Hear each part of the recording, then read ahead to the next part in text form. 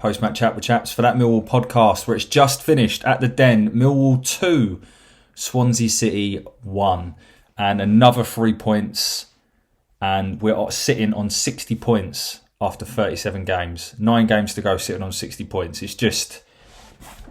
the ball keeps rolling. And I don't think we played particularly well tonight, to be honest. And I think Swansea will probably feel a little bit aggrieved they've not got something from that game. But who cares? Another 3 points. Are we getting the rub of the green in a minute? We're winning ugly. It's really bizarre, to be honest. But let's get into the game. The team was unchanged. The starting 11 and the subs bench was unchanged. So I won't go through the team news. I'm going to try and do this one a little bit quicker tonight. But because keen to get this out.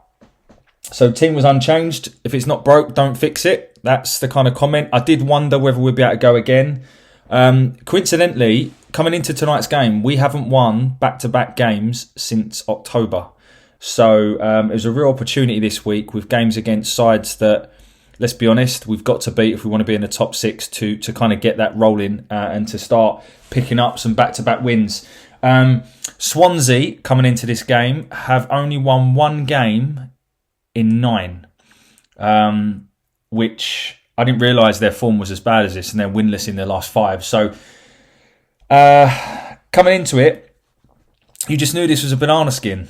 I don't know why, but Tuesday night games, obviously the crowd's not there. Obviously it was poxy weather, trying to get there after work. It's just had banana skin written all over it. Swansea seemed to be a bit of a bogey team for us. They beat us 1-0 last season at home. And I can see it coming again. And the game starts, and if I'm honest, the first sort of 10 minutes, we don't start. We can't get hold of the game. They sort of set the tone, if you like, with lots of possession and lots of pretty passing. I think resulting in an early chance for them. Olivier and Cham, who I think is a really good player at this level if he sticks to what he's good at. But he causes problems tonight, I felt. He was probably their best player, but he has a shot on 9 minutes, and that was a little bit of a warning sign. He sort of picks it up from the edge of the box and strikes, and could have gone anywhere. Luckily for us, it went past the post. We didn't really get into it until around the sort of 16-minute mark, where I think Leonard, who I thought had a really good game tonight, sort of wins the ball in the midfield, drives forward with it, and has a shot from distance from the edge of the area, probably just sneaking in the post. Keeper gets down, makes a good save. And that was kind of it from us in the first half. We didn't really do too much. They had a lot of possession in the whole game. They had 76% possession, which ultimately is great. But if that's all in your own half and across your back line, it doesn't really matter. And that seems to be honest, what the pattern of the first half was. We were sloppy. It always felt like they had an extra man. To be honest, they used the ball well without really penetrating our defence. If I'm being honest, the kind of big warning sign did come again when I think it was a cross comes in. George Long punches it. It falls straight to that man in Cham, who should score, but somehow puts it wide. We have our other chance from Zian Fleming, a close opportunity from a corner right on the stroke of half time. But to be honest, the first half was much of a muchness. I didn't feel as though we pressed them high enough. I didn't feel as though we tried to stop them playing. We kind of just let them come onto us. You know, they were playing free at the back, and Harry Darling, at the right side of their back three, was playing as a winger half the time because we were allowing it. We weren't. I don't know. I just felt we weren't pressing enough. I don't know whether it was the tactics or we were tired or they were just really effective. I can't put my finger on it, but we got to half time, and I think that, to be honest, we needed half time. We did need half time, and I actually wondered whether Rowett would make any changes at half time because I honestly felt that we just weren't playing how we needed to play to get a result from that game. So half time comes and goes, and we don't make changes in terms of personnel, but we do change our formation. So I don't actually know exactly what changed, but Fleming moves out to the left where Vogelsammer was playing. Vogelsammer comes out to the right, Honeyman goes in the middle, and then Bradshaw as a central striker. So you kind of almost, I would imagine the tactic was to kind of stop the extra man they had in midfield getting on the ball so much, and that was what Honeyman was there to do. And we start off the first half applying a bit more pressure. We were a little bit more front foot. We were pressing them much higher up the pitch, trying to force them into mistakes. And our first goal comes from a bit of pressure that forces a throw-in. I think Vogie tries to cross it into the box after some good pressure from us. Gets blocked and goes out for a throw-in. Leonard comes across, takes the long throw-in. It is a good long throw into the box. It's into the mixer. And then somehow, I don't really know exactly what happens because I've not had the benefit of watching the highlights back. Just seeing it live. And Cresswell sort of swivels and pivots and puts it into the bottom corner. Keeper should probably do better if I'm honest, but we're not going to complain. We're 1-0 up. We started the second half better, but on the overall pattern of play, probably hadn't deserved it. But again, a bit like against Luton, we'll take it. We go 1-0 up. And then around sort of 5 minutes later, we come forward again. And the good play from Fleming down the left-hand side, he sort of crosses it into the middle where there's Honeyman, and Honeyman again tries to shift it out wide to Vogie, who's free, takes a deflection of one of their players, lands at Vogie's feet, and there's a shot, and it's right at the keeper. And I don't really know what happens. I think one of their defenders gets in the eyesight of the keeper, but he ends up fumbling it, and literally, it's such a poor effort from the goalkeeper. Fumbles it into his own net. That should never be going in at this level. And we're 2-0 up. And I have to say, we didn't deserve that 2-0 lead. And we were brought back down to earth quite quickly when a shot comes in from the our left down their right-hand side. It's sort of... Long doesn't hold it. I don't know. As I said, I've not seen the replay, so I can't sit here and say Long should be holding that. But he doesn't. It then goes into a little crowd of bodies. It somehow then goes back out to sort of the edge of the area. There's more than enough time from the first passage of play and the second phase.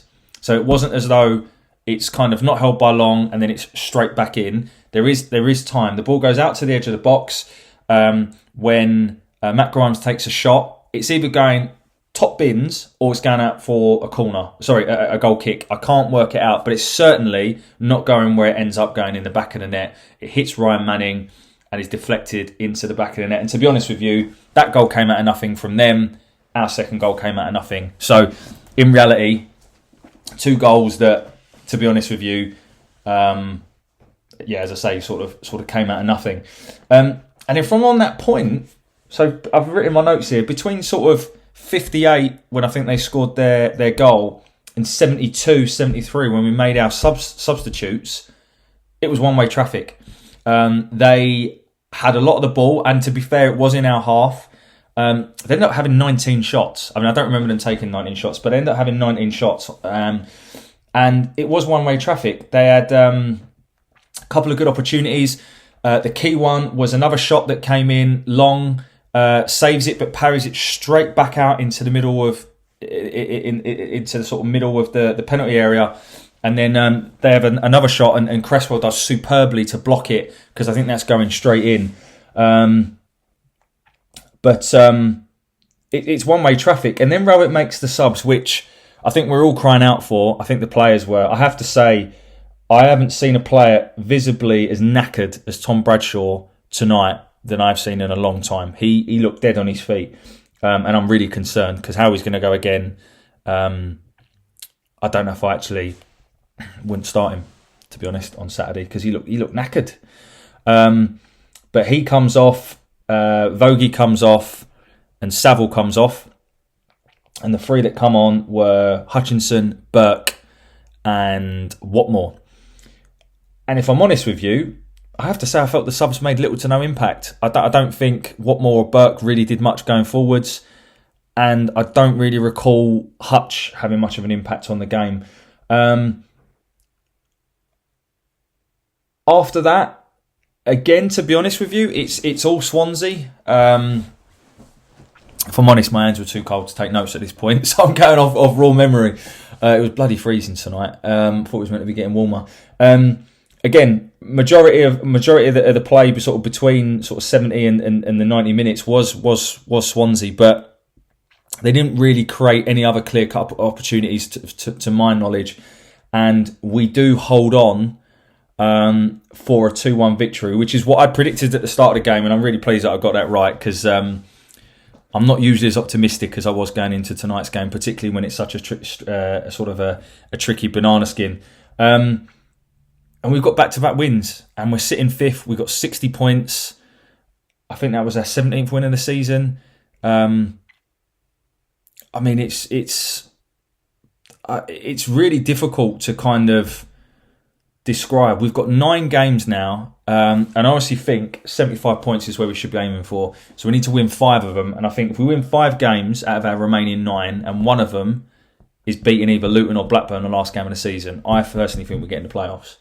And it is so, it's just amazing for it to be in our hands, because I genuinely think it is. We need to stop worrying about teams around us. You know, Middlesbrough drew tonight, Coventry drew tonight, Preston won away. But we almost need to forget that. Just focus on ourselves and see if we can do the business.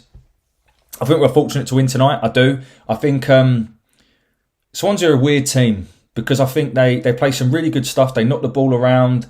They get into positions where you think they could be a team that scores a lot of goals, but for whatever reason they just don't. I have to say, I felt their main man, who I thought would be Joel Pirro, was very, very quiet tonight. We did a good job of stopping him having shots from the edge of the area. I thought their main man was Olivier Cham, who I've always rated since he was at Celtic. But again, he tries too much sometimes, and I felt that. But if anyone was going to sort of be their difference maker for me, I thought it was going to be him. Other than that, I'd love to hear your opinion, Swansea fans. I know a lot of you get frustrated with the way that you play. As I say, 76% possession, 19 shots, you end up losing a game. I think you had 700 passes. But, you know, all this pretty football and this, you know, sort of a great looking CV that Russell Martin's got in terms of playing also attacking football and there's a philosophy and all this rubbish. At the end of the day, you're not winning games.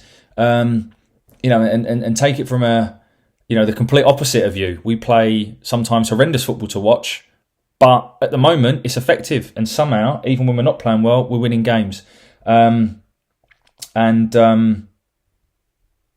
It's very difficult to summarise, because I think we've taken 6 points in the last 2 games without particularly playing well. Is that the sign of a good team? We play Huddersfield on Saturday. Neil Warnock comes to town. Quite looking forward to seeing him, to be honest with you. And it's a great opportunity to make it 3 wins on the bounce. Huddersfield are playing tomorrow night. I think they're playing Norwich, I think. And it's a real opportunity for us to get onto the 63 points mark with 8 games to go. We then go into the international break, and then we've got 8 games, 4 at home, 4 away, and it is literally a mini season. And if we can go into that stage there with 63 points in the top 5, it really, really is looking good for us and in our favour. So I'm going to go through the players now. I'm not going to do ratings because I want to try and do this quickly. I'm trying to do this under 20 minutes tonight because I want to try and get this out and so that people can see it. I will do a longer one with player ratings on Saturday. So George Long, as I said, I've not seen any replays, so I'm going to call based on what I see. I thought his distribution helped us at times, again, get up the pitch. I do think at times his shot stopping is a little bit suspect. I'm not going to say he was at fault for their goal because I need to see it again. And therefore it's difficult to say that he had a bad game, but it's also difficult to say that he had a good game. I'm completely bottling there, aren't I? I thought he did all right. I'll be honest, I need to see it back on replays. I think that's a fair call. I've absolutely... I need to see whether or not he should have done better for that goal. Mickey, you can edit that bit out. This just shows you it's all in one take. That was shocking. Back four. Danny Mack, I thought was very good defensively, solid. Sometimes his final ball moving forwards isn't the best, and I felt that showed again tonight. But what I will say is, if his final ball was any better, he would not be playing for Millwall. So defensively, I thought he was sound, and I think he managed the fact he was on a booking very well. I thought Murray Wallace had a superb second half. I really do. He kept Whittaker quiet when he came on. And there was one point where he sort of was flicking the ball over his head and then flicking it over another one and then cutting back in and Cruyff turning. He does some crazy things, Muzz, but in the second half he was back to his best, so that was really pleasing to see. I thought Cooper and Cresswell were great again. I thought Cresswell, I gave him man of the match on Saturday, so I'm not going to give him man of the match tonight. He can have runner-up, but I thought he was really, really good and obviously scored his 5th goal for us. The boy gets it. I'm telling you, he gets it down here. I think he loves it, and it's just such a shame because we're not going to be able to afford him. So just enjoy the lad being down here as much as he clearly enjoys being down here. But Cooper was good again. A lot of sort of clearances, headers away, especially when we were sort of being peppered a little bit over that sort of 10-15 minute spell. So Cooper also had a good game for me. I thought Saville was quite poor tonight. It'll be interesting to hear what other Millwall fans think, but I think for Saville's standards that he set recently, I thought he was quite poor tonight. Gave the ball away quite a few times. And I didn't really feel he was as sort of front foot and pressing and breaking up play as much as he did, as much as he usually does. My man of the match was his midfield partner. I thought Leonard was excellent. I don't really think he put a foot wrong. Tackles, interceptions, breaking play up, keeping things simple. Even at times playing some good sort of forward passes, which we know isn't really a strong point. When you have play a lot of the game out of possession, Ryan Leonard is a great player to have in your team, and I think that showed tonight, and I think he got man of the match for me anyway. We'll see what the official man of the match was. I thought Fleming was okay. He gave the ball away a little bit. I wouldn't say it was his best game, but he still shows glimpses of pure quality, and his strength and close control is unreal. So I thought Fleming had an okay game. Wasn't his best, as I say, but wasn't terrible by any means. Honeyman, I just love him. Honestly, I've completely changed for Honeyman. He is an absolute road runner, like warrior. He just, the energy that bloke has got, he just doesn't stop. And he is so key to the way we play. Make no mistake about it, that there is a reason why we have begun to win and put this run together whilst Honeyman's in the team. So fair play, Honeyman. I thought we had a really good game. Vogie, I don't think he played well, if I'm honest, but he affects games. He makes an impact in these games. So his overall game might not have been brilliant, and at times you can hear Rowett sort of, it's his off the ball positioning and awareness that lets him down. You can hear Rowett sort of shouting him, Vogie. But it affects games, and that's the bottom line. And again, he's proven to be the match winner with a second goal. So, but his overall game wasn't the greatest. And then Bradshaw, if I'm honest, I just felt he looked knackered. He wasn't the Bradshaw that has been in the rich vein of scoring form that has been. I think he's knackered, and I think he needs a rest. And maybe on Saturday he gets it. I don't know, because I don't really think Oliver Burke is a central striker. So this is what happens when you don't bring another number 9 in, as we sort of said on Saturday. So.